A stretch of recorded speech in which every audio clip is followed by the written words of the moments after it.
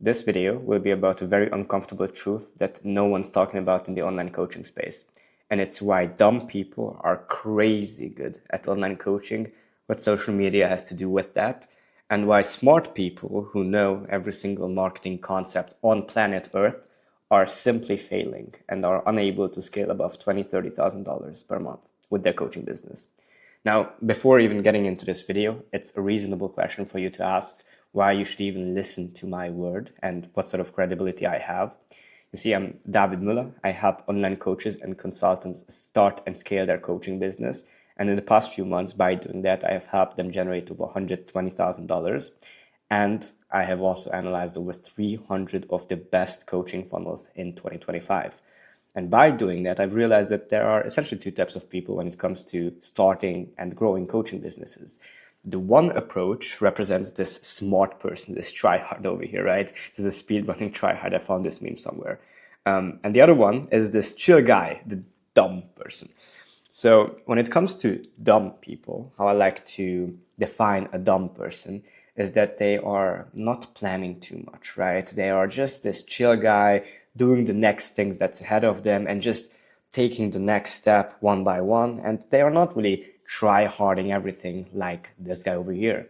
Because most smart people, what defines a lot of smart people, especially people that go to college, have formal education behind them, is that they want to understand everything first before even doing anything. So they want to read Alex Hormozi's $100 million offers. They want to know what unaware to fully aware, this pyramid over here, what this even means, what a video sales letter funnel is, what a marketing and what a sales qualified lead is, and how a new customer comes into the business. And they want to know everything at once, right? So in this video, I'll be going over the exact step-by-step process on what a dumb person does and how their methodology allows them to outperform smart people, outperform smart online coaches every single day of the week, and how you can implement that methodology for yourself as well. And I'll be showing you a couple of case studies of real life examples of what the initial belief of a smart person was and what the reality was behind that, and how we actually solved the problem, solved the discrepancy between the initial belief and reality. All right, so let's start with, again, smart people learn everything, want to know everything before even starting their business. Dumb people, on the other hand, they typically just take a look at social media. They see the first person doing one video, one of these talking head videos where they are talking about how poor people are like this, rich people are like that. It's like very simplistic, almost stupidly simple. And they just copy it because they don't think twice. They just set up maybe a Calendly, a booking software, maybe a processing software. So for example, a Stripe.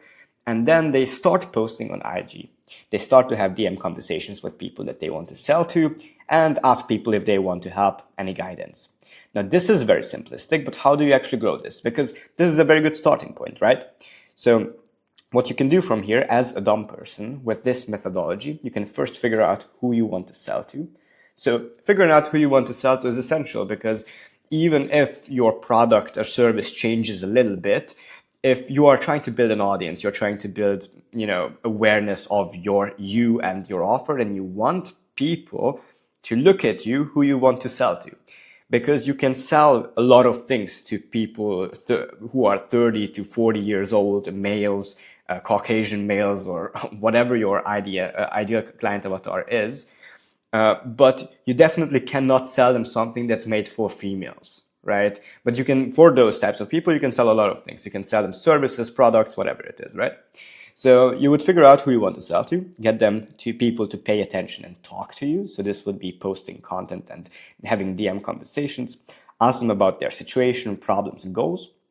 Fourthly, offer to solve their problems to get to their goal so that it's actually valuable to them, and a price according to what they are willing to pay. If you have no case studies whatsoever and your service is also risky, then do it for free. Then fifth one is solve their problems, obviously. Sixth one, talk about their problems in your content to get people to pay more attention and be more willing to talk to you because they see that you understand them. And the last one is start again. Just do that over and over again. That's it. Do that over and over again, and that's how you start a coaching business. It's not that difficult, right? You don't have to know how to write the magic headline formula, have this magnet avatar goal interval container. You don't have to know that, right? You just need to have a personal connection with another person and have them hand you money, because all of these things typically become really, really relevant once you have scale. But if your scale is only 3 people, 5 people, or 10 leads a month, 10 warm leads a month, then you don't need these things. You also don't need a video sales letter if you're getting less than 100 leads per week. You don't need that, right? So if you have a small audience, then having a video sales letter opt-in page like this, unnecessary. You can have an asset which is structured in a video sales letter formula, but you have to be willing to reach out to people, because they are probably not going to watch it by themselves because you have a small audience. So you can't really count on everyone watching your videos, right? So you have to send it to them. So, but in general, so when you're starting out, when you have low traffic, this is below, I want to say 20K per month. So let's do, how do I actually do this? So it should be, yeah. Let me just, so it's below 20K per month. So below 20K per month, this is the protocol. The protocol is just post on IG, have DM conversations with people, and follow these steps. All right. But what if you actually want to scale? So what if you want to take this 20K per month and transfer and make 50K out of it? So what if I just want to do this over here?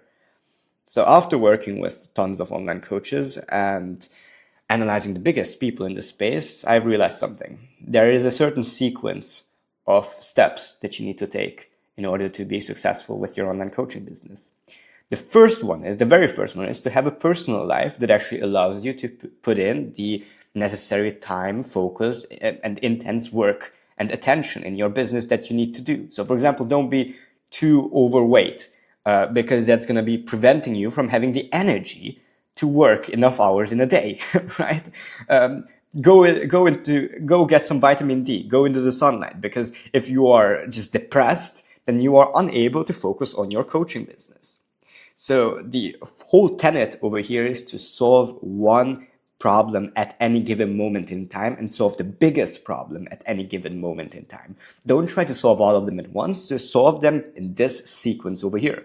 First, have a reasonably good personal life, and then create a transformational offer that then drive traffic of your target avatar, the people you want to sell to. Then set up a lead mechanism of converting those people into qualified booked calls. Then have perfect the sales process, then do the onboarding, then do the service delivery. This over here works for people who are just starting out, people who are already making $10,000 to $20,000, $30,000 per month. But this is also something that people can utilize if they're already at $60,000, $70,000 per month, right?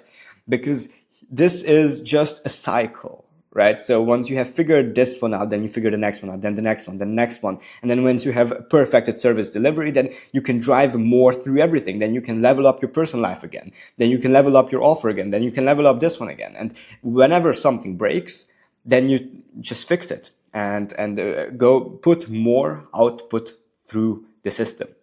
So the important part here is, and when it comes to solving the biggest problem at any given moment in time, it's very important that, for example, creating an offer is completely useless if you can't make time to focus on your business. And creating content, driving traffic to your pages is also completely useless if you have no target avatar, because you don't know who you are making that traffic for.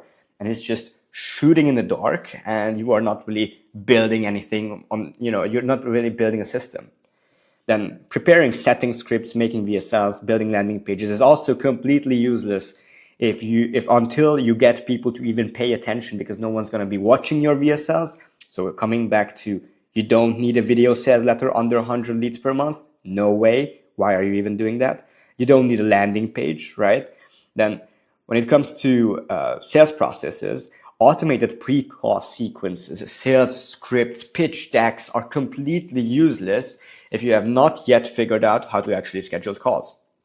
Then creating a super automated onboarding, you get the point, right? So do these in sequence, because if you start with the sales process, then you have left out 4 steps before that. So if you do the sales process, but you don't have time. You can't really focus on your business, so you can't really commit to it.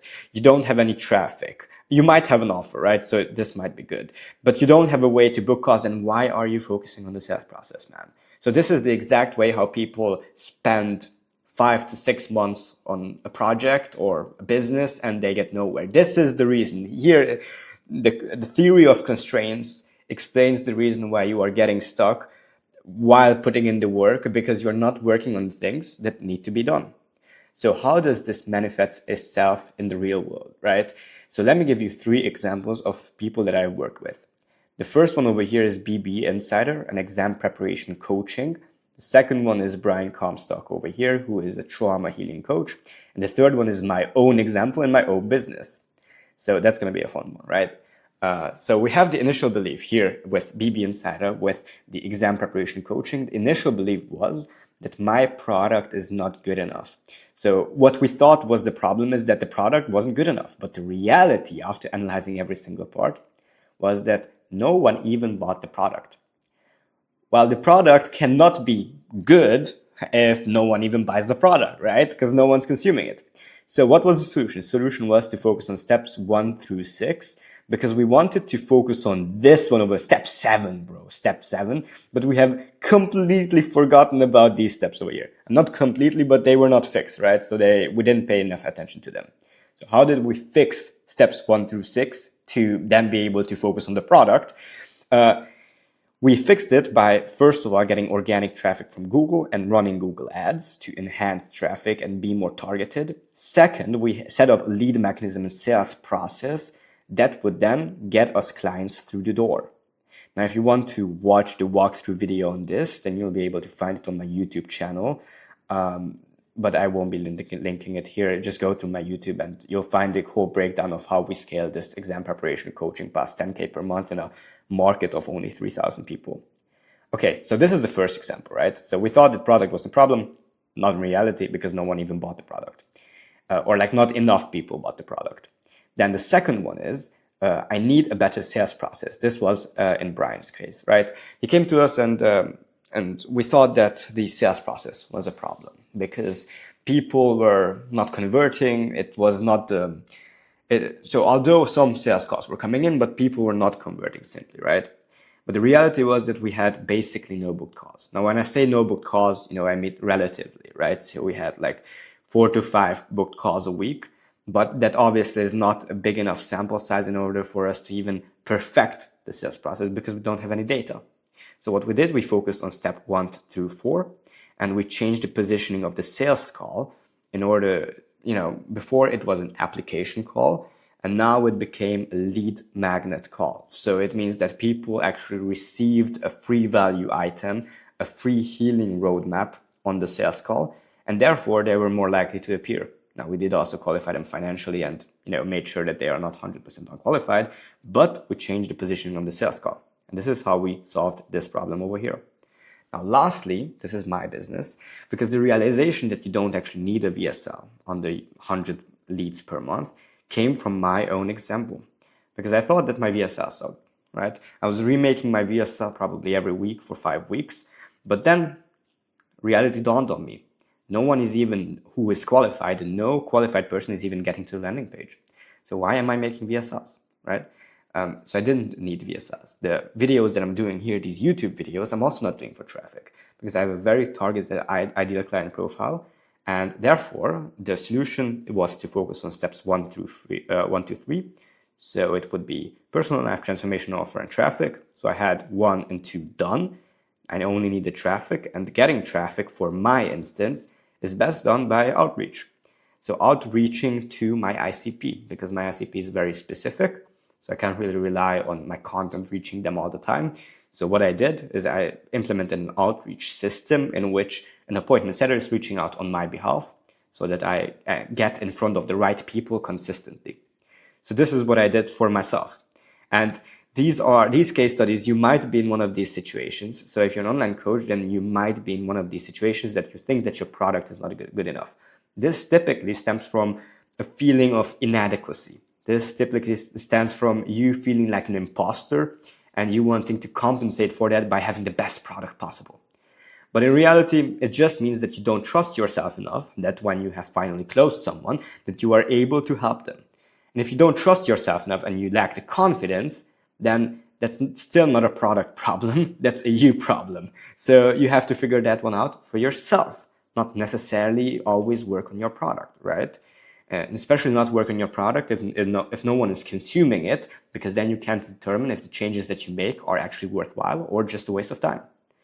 Then here you might think that you need a better sales process, but in reality, you just need more calls. And with those more calls, then you can do a better sales process because you have enough throughput to actually gauge the data and analyze the data. And then lastly, you might think that your video sales letter sucks. So video sales letter is the lead mechanism booking calls for you. But in reality, you might not be getting enough traffic to your video sales letter to begin with. So you don't need a better video sales letter, right? Now, if you are in any of these positions, or if you're an online coach stuck below 20K per month, still in this first stage over here, right? Or someone who wants to start a coaching business, mainly around making money online, helping others on their path to financial freedom, or even, emotional freedom, right? Maybe you are helping people with trauma healing. Then this is how you're going to scale fast AF. There are 4 pillars to the process. The first one is doing a core business audit, lead mechanism, a traffic mechanism, then the sales mechanism. This is the exact process that I help my clients through. The first step that we do is we do a business audit and market research to distill down the first steps over here. So the first 2 steps, there you go. Then we do the conversion assets and backend setup, so that you have a lead mechanism, a net, which you are able to use to catch the fish in the sea. So after setting up this net that catches the fish in the sea, then we go out fishing, right? We take our boat and we go into the marketplace with the right content strategy and with the right content positioning. And then in step 4, we set up the sales process and mastery. So this is sort of like actually, catching the fish. So actually getting them on the boat and not letting any of them slip through. So this is the process that I help my clients through. So if you're an online coach, consultant, and you are wanting to start or scale your coaching business, then I'll be taking a couple of one-on-one calls where you and me go over your business, your strategy, and we fix everything from the ground up, just like over here. We identify your current misbeliefs, your false initial beliefs, we identify reality, and then we find the right solution for you with the right steps to implement. So if this sounds interesting to you, then it's the first or second link in the description, and then we can have a conversation about things. And if it makes sense in the end, I have multiple ways that I can support people in the process. So if it makes sense in the end, then we might partner up on this project. But this will be it for the video. So if you enjoyed, if you found this valuable, then like, comment, subscribe, share, whatever it is, and I'll catch you in the next one. Bye-bye.